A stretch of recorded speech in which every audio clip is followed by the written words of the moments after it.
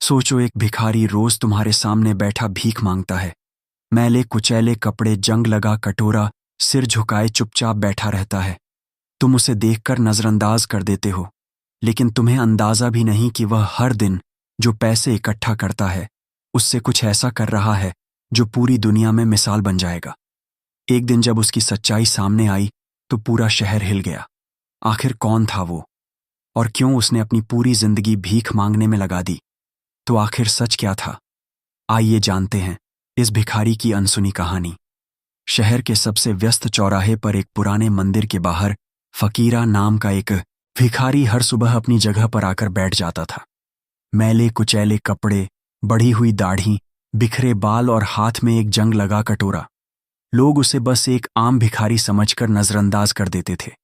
कुछ सिक्के डाल देते, कुछ हिकारत से देखते तो कुछ तंज कसते। अरे, जब काम करने की उम्र है तो भीख क्यों मांगता है? लेकिन फकीरा चुप रहता। उसने कभी किसी से कुछ नहीं मांगा। वो बस सिर झुकाए बैठा रहता, और जब उसका कटोरा सिक्कों से भर जाता तो उठता और शहर की तंग गलियों में कहीं गायब हो जाता। शहर के लोगों को उसकी इस हरकत से कोई फर्क नहीं पड़ता था, लेकिन रघु, जो एक 12 साल का गरीब लड़का था, उसे यह सब अजीब लगा।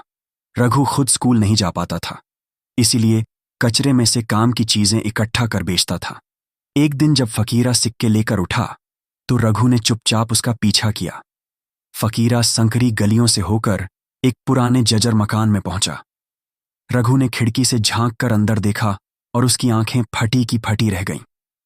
अंदर करीब 60 से 70 बच्चे पढ़ाई कर रहे थे। उनके कपड़े फटे पुराने थे, लेकिन उनके चेहरे पर खुशी थी।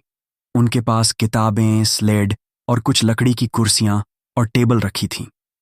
फकीरा अंदर गया और अपने कपड़े से सिक्के निकालकर एक बूढ़ी औरत को दे दिए।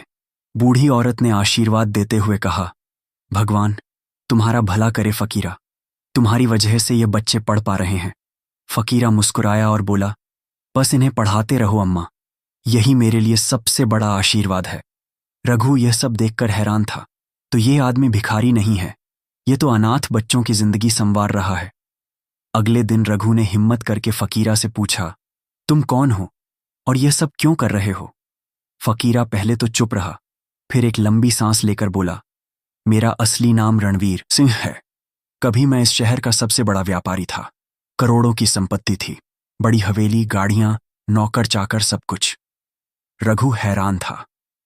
तो फिर तुम भीख क्यों मांगते हो? रणवीर की आंखें नम हो गईं। एक दिन मेरे लालच और घमंड ने मेरी दुनिया छीन ली।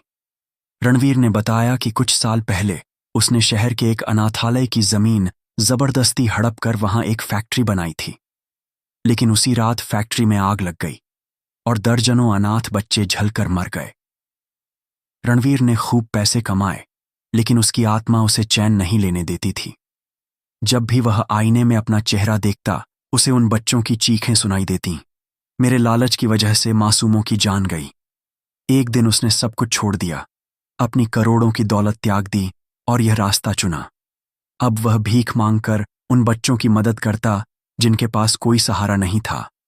एक दिन शहर में बाढ़ आ गई, कई घर तबाह हो गए और फकीरा के स्कूल में पानी भर गया।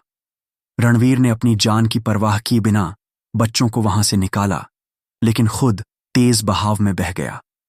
जब लोगों को यह खबर लगी तो पूरा शहर अस्पताल पहुंच गया। अखबारों में छपा करोड़पति से भिखारी बने रणवीर सिंह, जिसने अनगिनत अनाथों को शिक्षा दी। लोग हैरान थे, जिसे वह एक मामूली भिखारी समझते थे, वो असल में सबसे बड़ा दानवीर था। रणवीर की हालत गंभीर थी। जब डॉक्टरों ने कहा कि वह शायद बच नहीं पाएगा, तो उसने एक आखिरी इच्छा जताई, मेरे मरने के बाद मेरी पहचान मत मिटाना, इस स्कूल को और आगे बढ़ाना। कुछ घंटों बाद रणवीर ने अपनी आखिरी सांस ली।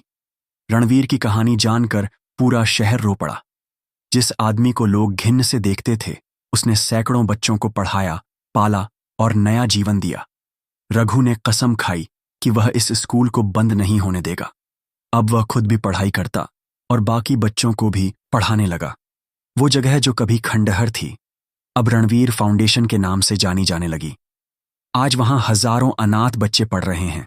सीख, असली हीरो वो नहीं होता जो नाम कमाए, बल्कि वो होता है जो गुमनाम रहकर दूसरों की जिंदगी बदल दे। रणवीर चला गया, लेकिन उसकी कहानी हमेशा लोगों के दिलों में जिंदा रहेगी। रणवीर की यह कहानी हमें सिखाती है कि सच्ची महानता नाम या दौलत में नहीं, बल्कि दूसरों की जिंदगी बदलने में है। अगर आपको यह कहानी प्रेरित करती है तो इसे शेयर करें और कमेंट में बताएं आपके हिसाब से असली हीरो कौन होता है।